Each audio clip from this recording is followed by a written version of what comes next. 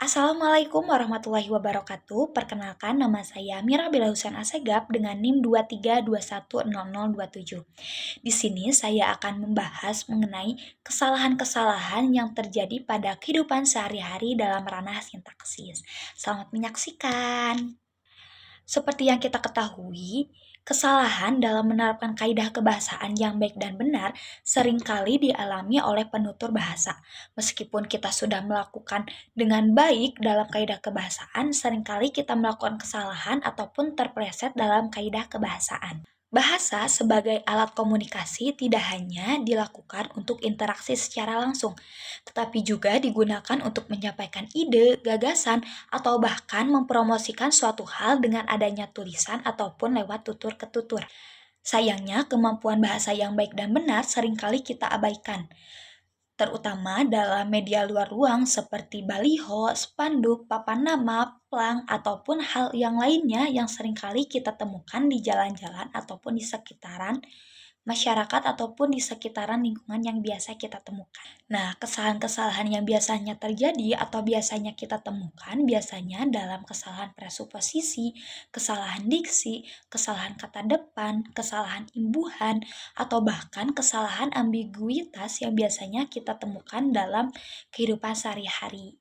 Nah, untuk itu kita akan sama-sama menganalisis kesalahan-kesalahan yang biasanya ditemukan dalam kehidupan sehari-hari. Nah, maka dari itu kita akan sama-sama menganalisis kesalahan-kesalahan di bidang sintaksis dari beberapa sumber analisis yang telah saya temukan. Nah, sumber-sumber yang saya temukan ada 4 kasus. Ada kasus mengenai baliho, kasus mengenai promosi sebuah produk, dan juga kasus mengenai papan promosi yang biasanya kita temukan di kehidupan sehari-hari ataupun di jalan-jalan raya.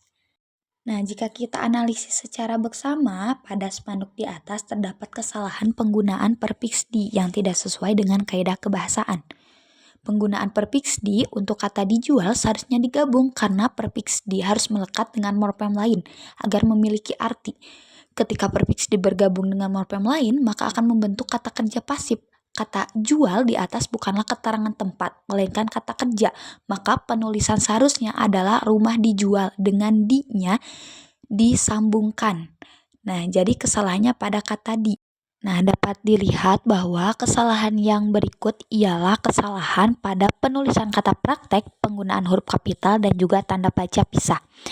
Nah, penggunaan kata praktek atau praktik, penulisan yang benar adalah praktik. Dalam Kamus Besar Bahasa Indonesia, praktik adalah pelaksanaan secara nyata apa yang disebut dalam teori. Praktik merupakan serapan yang tepat sehingga kata yang tepat adalah kerja praktik, malpraktik, dan praktik dokter.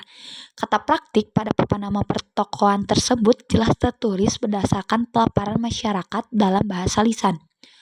Penggunaan kata praktek dipengaruhi oleh anggapan masyarakat bahwa bahasa tersebut sudah baku karena sering dilafalkan demikian, sehingga masyarakat lupa bahwa kata praktek merupakan kata yang tidak baku.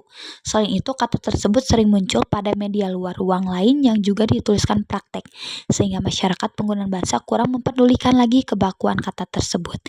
Yang kedua yaitu penulisan huruf kapital.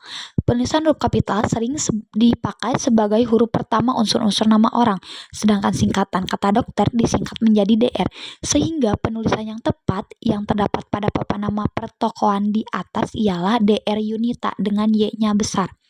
Nah, kesalahan yang ketiga yaitu penggunaan tanda baca pisah. Tanda baca pisah dipakai antara dua bilangan tanggal atau tempat dengan arti sampai dengan atau sampai ke. Penulisan yang salah kerap terjadi di kalangan masyarakat dalam penulisan yaitu penggunaan tanda baca pisah pada keterangan waktu yang menunjukkan sampai dengan, seperti pada gambar di atas. Nah, tertulis Senin sampai Sabtu 08.00 sampai 13.00 dan nomor 139 sampai 141. Jadi, penulisan yang seharusnya tidak memberi jarak atau spasi pada kedua keterangan waktu tersebut sehingga menjadi Senin sampai Sabtu 08.00 sampai 13.00 dan nomor 139 sampai 141. Jadi setelah dianalisis ada 3 kesalahan, yaitu yang pertama pada kata praktek, yang kedua pada kata kapital dengan penulisan huruf atau nama, yang ketiga yaitu pada spasi ataupun strip.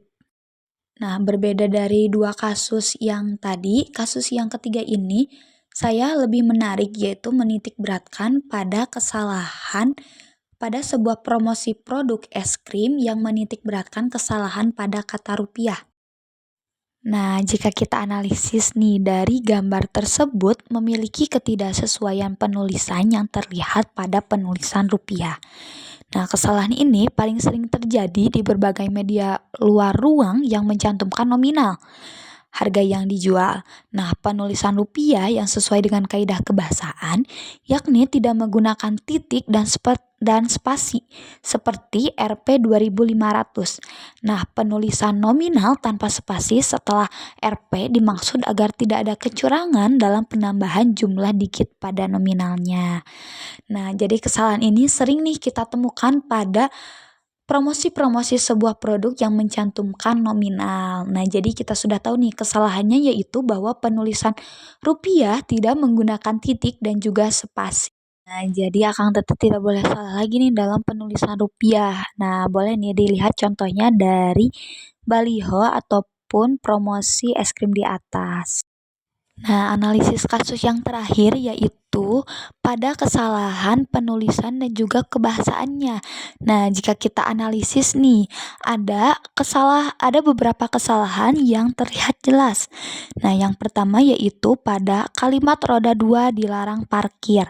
Nah, berbeda halnya dengan yang kasus-kasus tadi, kalimat pada kata ini lebih menitikberatkan pada ambiguitas. Nah, seperti yang kita ketahui, roda 2 terdiri dari 2 unsur kata yaitu roda dan dua. Dalam Kamus Besar Bahasa Indonesia, roda memiliki arti barang bundar atau berlingkar dan biasanya berjeruji, sedangkan dua artinya bilangan yang dilambangkan dengan angka 2. Nah, maka dari kata roda 2 adalah roda yang memiliki jumlah 2, sedangkan maksud dari kalimat pada pamflet tersebut memberikan informasi yang menunjukkan kepada kendaraan yang beroda 2, yaitu sepeda motor, tidak boleh parkir. Nah, jadi seperti yang kita ketahui, parkir merupakan keadaan tidak bergerak yang bersifat sementara karena ditinggalkan oleh pengemudinya. Nah, jika yang pamflet tersebut memerintahkan aturan parkir kepada pengguna roda 2, maka penulisan yang benarnya yaitu pengguna roda 2 dilarang memarkirkan di sini. Kita tinggal menambahkan imbuhan me dan akhiran kan pada kata dasar parkir menjadi memarkirkan agar terbentuk suatu kegiatan yang sedang melakukan. Nah, kesalahan kedua yaitu sama seperti kesalahan kasus-kasus di atas, yaitu pada kata di sini atau di sininya dipisah. Nah, kata depan pada kata di sini berfungsi sebagai imbuhan, bukan kata depan. Di sebagai imbuhan yang jika diikuti oleh tempat atau penunjuk tempat, maka penulisannya dipisah. Jadi kata di sini pada pamflet tersebut ditulis di sini dengan dipisah. Penulisan kata di sini yang tidak diberi jarak antar imbuhan di dan kata petunjuk tempat sini sering terlihat di berbagai pamflet dan tulisan lainnya. Hal ini dipengaruhi oleh pengucapan bahasa lisan yang tidak memperlihatkan jarak antara pengucapan di dengan kata petunjuk tempat sini, sehingga pengguna bahasa yang tidak mengetahui kaidah penulisan bahasa yang benar tidak menghiraukan bagaimana penulisan yang benar, sehingga penulisan kata di sini dengan disatukan dianggap sudah benar. Penulisan perbaikan yang pamflet tersebut yang benar yaitu pengumuman pengguna roda 2 dilarang memarkirkan di sini dengan di-nya disatukan.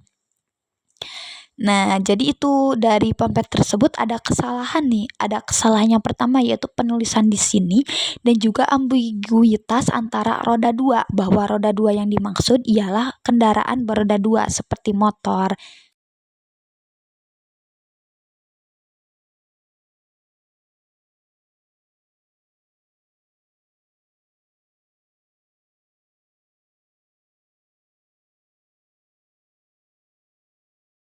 setidaknya ada pada sintaksis, dan juga membuat Akang Teteh lebih peka atas kesalahan-kesalahan tersebut.